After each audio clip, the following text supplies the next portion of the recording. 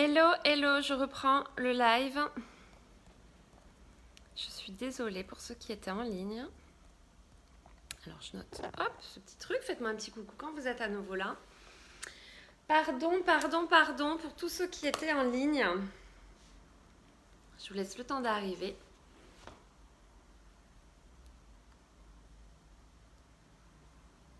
Pardon pour ceux qui étaient en ligne. Je commence à comprendre pourquoi je vois de plus en plus de personnes qui font des lives qui ont 2 téléphones. Je me dis c'est quand même 2 téléphones, moi j'arrive à gérer depuis des années avec un téléphone, avec mon activité personnelle, mon activité professionnelle, voilà, bon. Et ben je commence à comprendre, c'est que c'est vrai que quand on fait des lives, quand on fait des lives et qu'on a des notifications ou des appels ou des messages, etc. Alors je sais que les messages, ça coupe un peu le live pendant quelques secondes, le temps de la réception. Et les appels, si vous voulez rejeter l'appel, une fois sur 2, vous coupez le live. Donc voilà, écoute, c'est pas grave. Je recommence, du coup. Je recommence mon live. Pardon pour tous ceux qui étaient en ligne. Je parlais du bonheur. Et du fait d'être dans la joie. Je parlais du fait d'être heureux, de se réveiller le matin, d'être heureux d'avoir ces heures à notre disposition. Et puis surtout de cette capacité à pouvoir vivre les belles choses du quotidien. Le bonheur, c'est quoi? Le bonheur, c'est tout un tas de choses. C'est propre à chacun, bien sûr, mais pour y parvenir, il y a tout un tas de choses à mettre en place. Coucou Julien! C'est un programme que j'ai créé en novembre 2020, que je propose en individuel.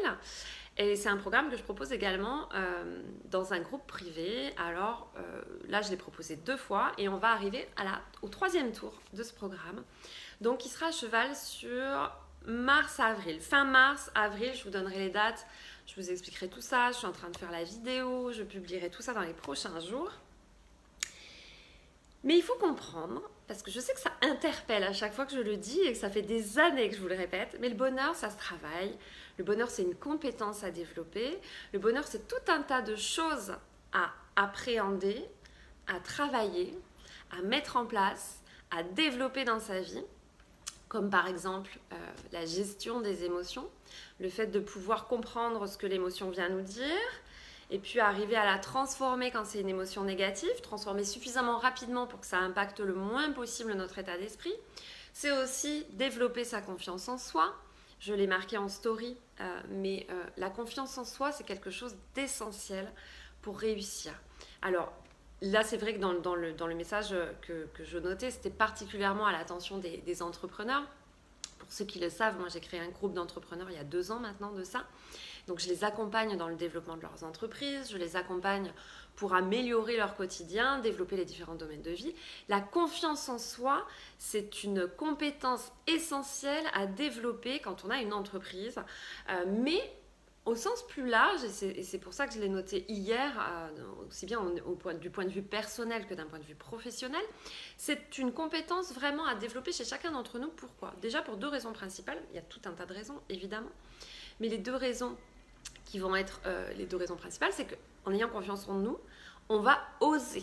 On va oser saisir les opportunités, on va même oser les provoquer, on va oser dire les choses, on va oser s'affirmer. Avoir confiance en soi, c'est se permettre de vivre une vie qu'on a vraiment envie de vivre. Puis il y a aussi le fait qu'on va prendre des décisions beaucoup plus rapidement quand on a confiance en soi. Pourquoi? Parce qu'on sait que si on se trompe, c'est pas la fin du monde. On a une capacité plus grande quand on a confiance en soi pour rebondir après des expériences négatives. Pour pas dire échec, parce que j'essaye de ne pas utiliser ce terme, parce qu'il n'y a jamais d'échec en fait. C'est des retours d'expérience qui ne sont pas forcément ceux qu'on attendait.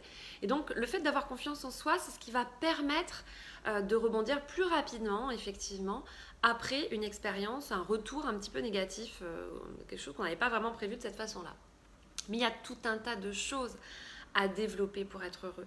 C'est aussi s'affirmer, bien sûr, faire respecter ses besoins et ses envies. Mes clients le savent, c'est une phrase que je leur fais écrire en premier lors de la toute première séance de travail qu'on va avoir ensemble. C'est je respecte en priorité mes besoins et mes envies.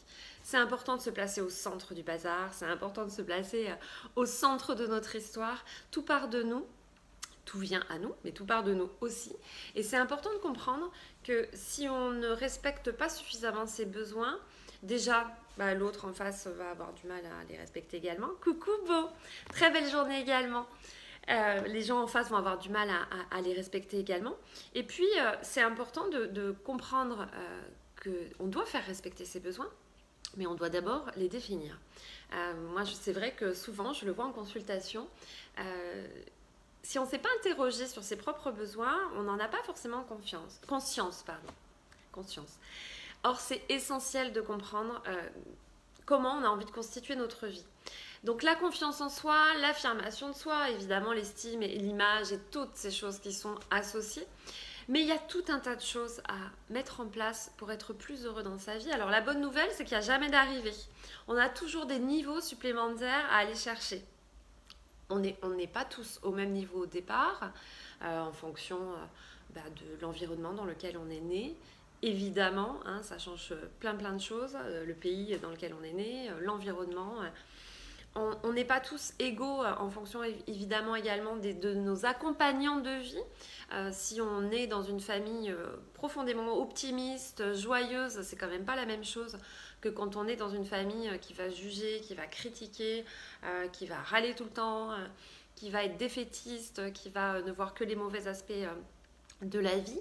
Donc effectivement, au départ, on n'est pas tous au même niveau, mais la bonne nouvelle, c'est qu'on peut gravir plein de niveaux dès qu'on en a envie. En fait, c'est vraiment une action à mettre en place, ça part de soi et vous êtes vraiment responsable de la façon dont vous allez gérer ce niveau de bonheur. Peu importe les événements qui jalonnent votre vie, évidemment que ça va être plus compliqué quand il y a des événements négatifs qui sont là. Mais quand on apprend comment être heureux, quelles que soient les circonstances extérieures, évidemment qu'il va y avoir des vagues, des moments un petit peu plus compliqués. Vous apprenez un deuil de quelqu'un que vous aimez particulièrement, ou quelqu'un vous quitte, ou vous êtes licencié, ou vous apprenez une maladie, ou vous avez un problème relationnel avec un de vos enfants, etc. Évidemment que le niveau de bonheur ne va pas être le même. Mais tout ça, ça se travaille. Et c'est pour ça que je sais que ça heurte quand je le dis. Je sais que ça peut même choquer certaines personnes, mais on est responsable de son bonheur. On est responsable, ça ne veut pas dire qu'on est coupable des choses qui nous arrivent, mais on est responsable de la façon dont on va les appréhender, de la façon dont on va les gérer. C'est quelque chose que j'apprends particulièrement à mes clients. J'en vois quelques-uns en ligne, donc n'hésitez pas à témoigner. Mais c'est se sentir responsable dans la mesure où, en tout cas co-responsable, on a notre part de responsabilité dans ce qui nous arrive.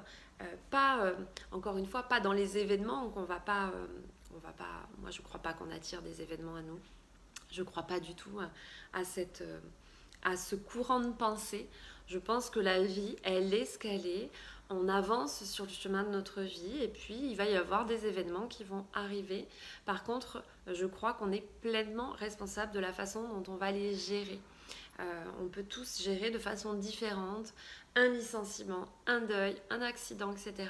en fonction de nos ressources intérieures, en fonction de notre capacité justement à travailler sur nos réactions, à travailler sur nos émotions, à travailler sur notre façon de nous imposer, à travailler sur le regard qu'on va porter sur cet événement tout simplement. C'est quelque chose que je fais souvent aussi en séance. C'est reprendre un événement du passé qui a pu être douloureux et apporter un regard différent. Vous le savez, j'en ai déjà parlé lors des lives, mais il y a souvent des cadeaux cachés dans les événements négatifs. Alors on ne va pas le voir sur le moment, il est bien évident que sur le moment, on ne le voit pas. Mais après coup, quand justement la tempête émotionnelle se calme et qu'on prend un petit peu de recul, on est en mesure de se rendre compte que parfois la vie, c'est comme si elle nous avait enlevé d'un endroit sans nous demander notre avis, parce que sinon on ne lui aurait jamais dit de faire ça. Elle nous avait enlevé contre notre gré d'un endroit pour nous replacer à un endroit où finalement on était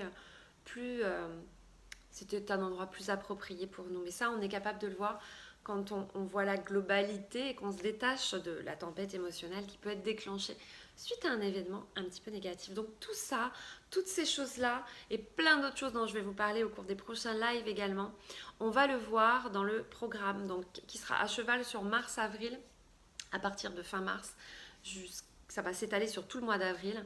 Donc le programme Happiness Life, qui sera en 10 lives dans un groupe privé, où on va détailler justement tout ça. Je vais vous détailler tout ce qu'il faut appréhender pour être plus heureux dans sa vie. Donc pour le moment, je prépare encore toute la semaine la vidéo, je mettrai en ligne dès que la vidéo sera sortie, avec le lien de règlement, etc. etc. Mais d'ores et déjà, sachez que le prochain programme, c'est le programme Happiness Life, et c'est pour vous apprendre à être plus heureux dans votre vie. Qu'est-ce qu'il faut mettre en place? Qu'est-ce qu'il faut comprendre? On parlera également de la gestion du temps parce que ça fait aussi pleinement partie d'un axe du bonheur. On a tous 168 heures dans la semaine, qu'on soit chef d'entreprise, qu'on soit salarié, qu'on n'ait pas d'emploi, qu'on ait des enfants, qu'on ait un mari, qu'on ait 3 chiens, qu'on ait tout un tas de configurations différentes. Le nombre d'heures est identique pour tout le monde. Coucou Michel. La différence va se jouer dans la façon dont on va appréhender ces heures-là et surtout notre capacité à nous détacher des heures pour prendre soin de soi. Vous savez, j'en ai déjà parlé également lors de précédents lives, mais j'adore mon activité professionnelle. Pendant des années, j'ai beaucoup... Oh, coucou Alex, ça fait super longtemps. Pendant des années, j'ai beaucoup travaillé. Je prenais très peu de repos, quasiment pas de week-end, pas de vacances. Et là, depuis cet été, j'ai pris tout l'été de repos, par une journée par semaine de travail. Et depuis, j'équilibre vraiment mon temps de travail, entre temps de travail, temps de récupération. Parce qu'effectivement, si vous voulez être bien dans votre vie, il faut arriver à comprendre qu'il y a un temps pour travailler, il y a un temps pour récupérer. Moi, en l'occurrence, mon travail, c'est d'aider les personnes. Donc, j'ai besoin aussi de me remplir avec des choses qui sont agréables, que ce soit des massages, que ce soit du temps avec mes amis, des temps de repos, des temps de lecture, tout un tas de choses en fait qui me plaisent. Donc, j'équilibre ce temps-là et on peut tous l'équilibrer. On peut tous l'équilibrer, quelle que soit notre configuration de vie. C'est important de comprendre que ça va participer au bonheur. Si vous êtes toujours en train de courir après le temps, ça va être plus difficile d'accéder au bonheur. Vous pourrez en développant tout un tas d'autres axes, mais ce qu'on va détailler ce que je vais vous détailler dans ce programme, c'est tous les axes à travailler. Et si vous arrivez à remplir toutes les petites croix dans tous les chapitres à développer, je peux vous assurer de façon certaine que vous serez heureux, mais même s'il vous manque quelques chapitres, évidemment, mais arriver à comprendre qu'on est pleinement acteur de son bonheur. On peut tout à fait décider d'être heureux à partir du moment où on se retrousse un petit peu les manches et on met en place tout ce qu'il y a à mettre en place pour justement développer son niveau de bonheur. Donc voilà ce qu'on va voir dans le prochain programme. Je vous en reparle au cours des prochains lives. J'en ai parlé là aujourd'hui parce que vous êtes nombreux à m'avoir posé la question, mais il n'y a pas de programme ce mois-ci. Si, mais ce sera fin du mois de mars parce que j'ai beaucoup d'activités à mettre en place. Là, j'ai des conférences, j'ai plein de choses à mettre en place. Ça m'occupe un petit peu de temps et comme je mets une espèce de grande protection autour du temps disponible que j'ai, je ne voulais pas me rajouter du temps de travail parce que j'ai besoin de ce temps disponible pour me recharger en énergie, pour être pleinement opérationnelle sur mes accompagnements. Et donc, je décale un petit peu le programme du mois de mars qui interviendra plutôt sur la fin du mois de mars et qui va donc durer aussi une bonne partie du mois d'avril. Donc 10 lives qui vont être disséminés, un petit peu le soir, un petit peu en journée. Il y en aura un ou deux en week-end, je pense. Je vous redonnerai les dates dès que tout ça sera finalisé. Donc, songez qu'être heureux, c'est mettre en place des actions dans notre vie, qu'on peut tous être heureux si on le décide, indépendamment bien sûr des drames qu'on peut vivre, des difficultés particulières qu'on peut vivre, mais une fois que la tempête émotionnelle est passée, on peut arriver malgré tout à retirer de ces événements et retirer des choses positives et surtout apporter un autre regard qui va nous permettre d'alléger justement cette charge émotionnelle qui peut parfois nous empêcher de voir que même dans les moments difficiles, il peut y avoir des choses extraordinaires qui jaillissent.